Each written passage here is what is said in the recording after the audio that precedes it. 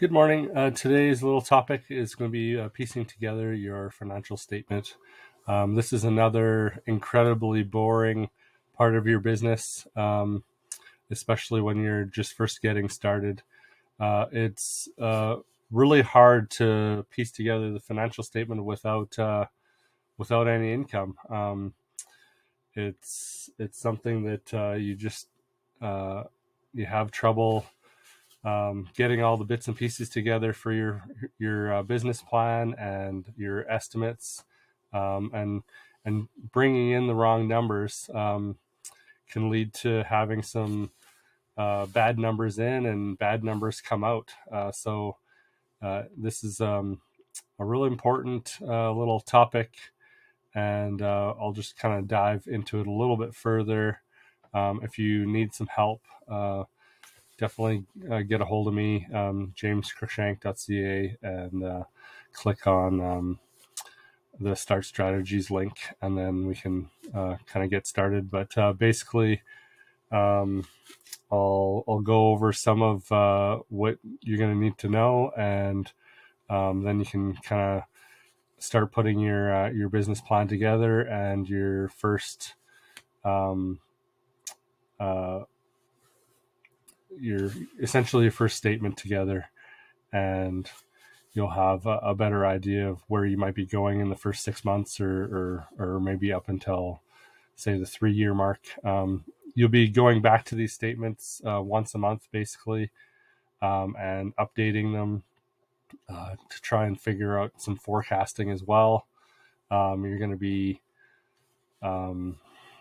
just taking those numbers in, what your sales have been, and plunking those in. If you haven't made any sales, then you need to be looking at some other areas of your business. But if you are making some sales and it's starting to look like it's working, then you definitely need to plug these numbers in to get an idea of where you're going. And this will give you an idea of your budgeting, maybe advertising, cash flow, all these kind of things is really important in this little part. So I'm just going to pause it here and put some more information up on the screen, and then I'll come back. So if you literally just got started, hopefully you've made your offer, and you've had a few clients take the offer.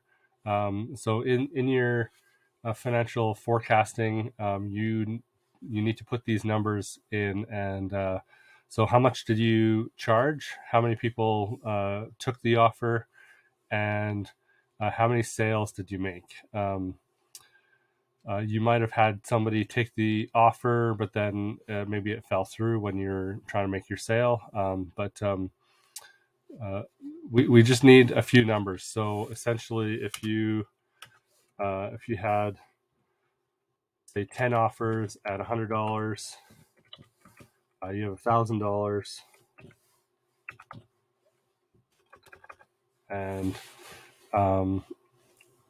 so in that time that you've made your $10 and that you've processed, in the time that you've processed 10 clients, how long did it take? Did it take you 30 days to process 10 clients? Did it take you 3 months? So you kind of need to know how long it took you to deal with all the customers from start to end. Maybe you're providing a service, kind of just like my coaching. So you definitely need to figure out how long it takes you. So like in Champion Plumbing, we only book 2 people a day. And I know that doesn't sound like a whole lot, but I'm a one-man show, and I have other businesses that I run, and I have financial steadiness, I guess you could say. So I don't need to take a ton of clients. So I basically kind of show those clients that it's like just you and me one-on-one, and we're going to get everything solved. I advertise myself as a plumbing advocate. So I'm not there to make sales. I'm there to help them with whatever problem they're having. Maybe they just bought a house, and so they need to talk to their sales agent, and they need to talk to the seller and whatever, just to try and work some stuff out that maybe wasn't in the documentation when they purchased the house. Maybe something wasn't tested and it's not working, or what have you. So basically, so I tend to spend a little bit more time with each client, and my fees are pretty reasonable. So I guess what I'm trying to say is figure out how long it takes. So I do, say, 2 clients a day. I book 4 days a week. So that's 8 clients per week. And then basically $500 a client. So that's kind of like you get an idea of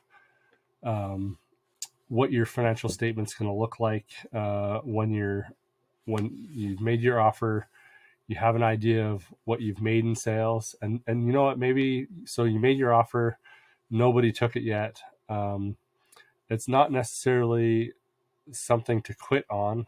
You do have to kind of play with it, and you have to find a way to have your copy just right and all that kind of jazz, and make your offer a little nicer. Anyways, so work at it. And then once you've made some of your sales, get these into your financial forecasting, and we'll continue going on here. So I'll pause it again. Okay, so when you're getting ready to do your financial forecast here, you will be looking at your kind of these 5 things: your cash demands or expenditures. Have you got any business loans? This is something that you need to put into that forecast. When does your business plan lead to profitability? That's basically a given. Is your business meeting financial expectations? So that's like, as I was talking before, so you made your offer. You were hoping for 10 sales, but maybe you only got 3. So you kind of need to try and figure out. So when you finish with those 3 customers, you need to talk to them about the process. You need to find out if they got the knowledge that they wanted, or maybe they got the help that they needed, depending on the type of service you're offering. You want to ask as many questions as you can, obviously without prying too much. Generally, when you make your very first offer, you probably know these people, so they're willing to give you a pretty good rundown of the service that they got. And if you don't know the people, well, definitely still try and follow up with them and just say, hey, I'm just following up. I'm looking at a few strategic things that I need to work on. How is your service? And basically try and get as much information. So is your business meeting the financial expectations? This could be before you've made your first offer. You need to kind of get an idea of what you're going to be doing in your offer, what you're going to be that kind of stuff. So this is all the way from making your business plan all the way into the first kind of 3 years of doing business. You're going to be looking at this probably once a month or a couple times a month for the first 6 months at least, just to kind of go back and you need to, as quick as you can, you need to make how do you say it? You need to you're going to need to strategize as quick as possible to figure out what your cash flow is going to be, what your income is going to be, and the reason for this is if the business isn't working, you need to know within hopefully the first 6 months, and you need to make some changes. And if it's still not working within a year, that's kind of the point where you need to decide, okay, well, is this worth giving up, or is this worth pivoting? Maybe you've found by doing business for that first year that you've found, okay, well, this one product is really good, and the majority of my services are I'm not getting any sales. So maybe you pivot in that year, and you just do one product that's making you money. So going back to this list here, once you kind of get going, say maybe the first 6 months in, and things are starting to work out, and I'm going to keep on putting down some more information about what you need for this financial statement. But if you go to a bank and the investor looks at it, or private investor, angel investor, whoever, and they express interest in your business in giving you a loan, then you have your financial statement. It's pieced together properly, and it's obviously what they're looking for. Now, if they look at it and they're like, oh, well, I don't have this number and I don't have these numbers, well, hopefully with this little cheat sheet that I'm going to be making into a Google document here, that you'll have all the information you need, and then you can kind of go back to the drawing board and redo everything. But I just wanted to put a little note of caution too. So unrealistic expectations. So maybe your offer is maybe you want to do, say in 1 month, you want to do 10 people, but you want to make $10,000 each person. That might be unrealistic, because usually when you're making a bigger offer, there's more work to do. So maybe you're spending more time with that client, and it's just unrealistic to get through 10 clients all by yourself and within a month or something. So definitely make sure your idea is realistic. And then when I'm saying non-objective assumptions, now you're basically, you're looking at the market, you're knowing what the price is going to be. So you can't just say, okay, well, I'm going to pay, or I'm selling a jug of milk, and the jug of milk at the store is basically $5 everywhere, and I'm going to charge 15.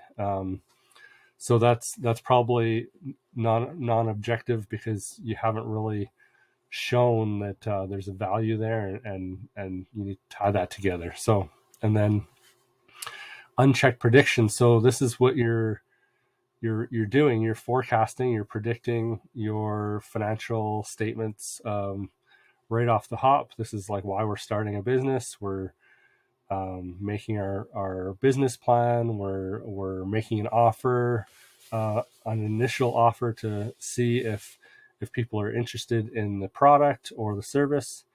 And so as soon as you have any data from that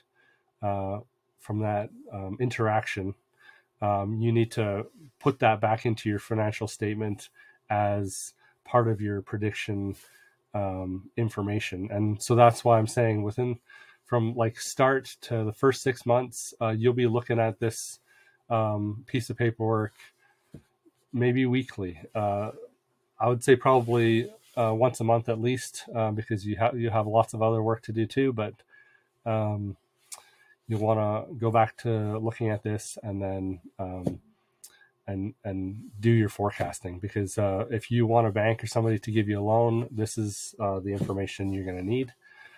So I'll put some more information on here.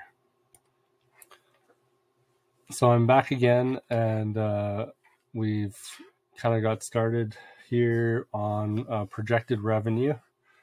So this is one of the first tasks you need to do for that statement. You need to figure out your revenue, your market size, your projected market share.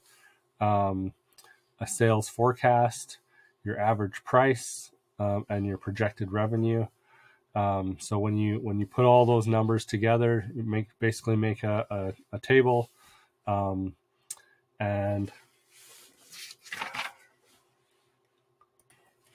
kind of split that table up.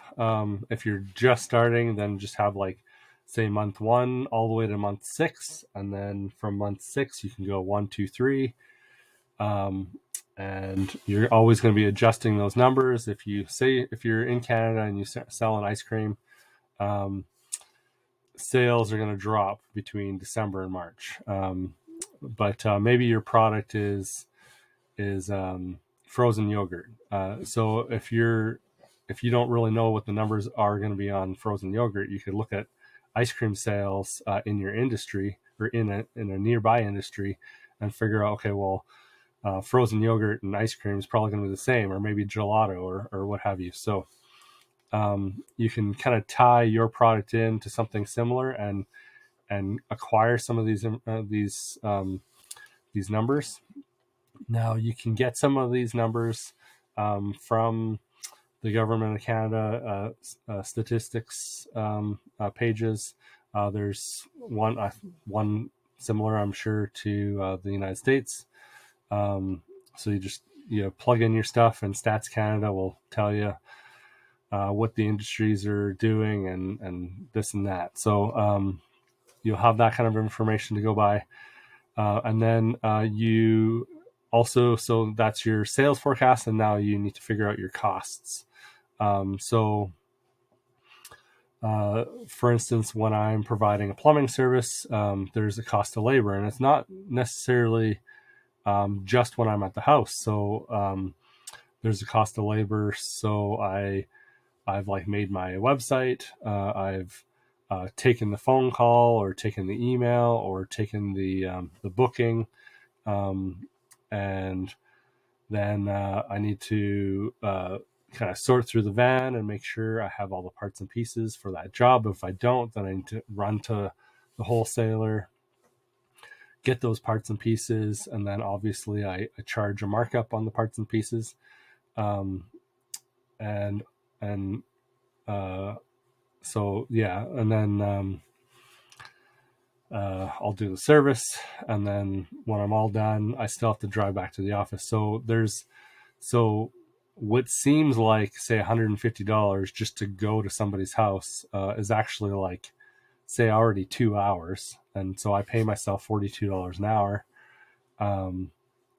So out of that $150, it seems like, oh well, like $100 is a huge cost, but say $80 by the time I get to the person's house is already in labor, and then all that kind of stuff. So you're going to need to figure out what your product is, anticipated costs from start to finish. So from the time you pick up the phone to the time you put the phone down, after you're done with the entire service, and try and calculate all the costs. And basically, if you're paying yourself $3 an hour and you're in love with it, well, you can still do it. But you definitely couldn't pay an employee $3 an hour to do what you do and you love it. So you have to figure out your total costs. So, and that would include like advertising, labor, cost of goods, and then all your overhead, so sales, insurance, general administration, all that kind of stuff. So get that in there. You're definitely going to want to make notes. This is a bit longer of a video, I think. Okay, so for all the information that I gave you above, so you're going to take that information and you're going to use this calculation here. So your projected cost of goods equals your current cost of goods divided by your current revenue, and then times your projected revenue, and that will give you a projected cost of goods for everything. Okay, we're back here. So with the projected cost of goods, so I've kind of just written it out kind of as I see it. Now, obviously, not everyone's like a squirrel like me, but so you have you're anticipating the cost of your service is going to be $50, and what you want to charge each customer is $100. And then you're going to times that by how many customers you want per month. And so you want 10 customers. So you figure, okay, your anticipated revenue is going to be $1,000. And so your total cost of goods is 500. Your revenue is 1,000. And so that's like kind of how you get that in there. Now, obviously, there could be other costs in there that you're going to need to kind of work out. Maybe you have like lease payments and loan payments or what have you. Maybe you bought a piece of equipment and then you have depreciation and stuff like that on there. And I'm kind of getting to the end of my time that I have to film this right now, but I will try and come back and do a part 2, and we'll start talking about like balance sheets and that kind of stuff in a bit here. But this is just kind of like when you first start, you're doing your business plan and you need to figure this kind of stuff out. So hopefully I'm kind of laying it out in a way that helps you out. And if I'm not, then comment in the video and let me know what you'd like to know, and we'll try and figure that out for you. Have a great day, and I'll try and record a little more later. See ya.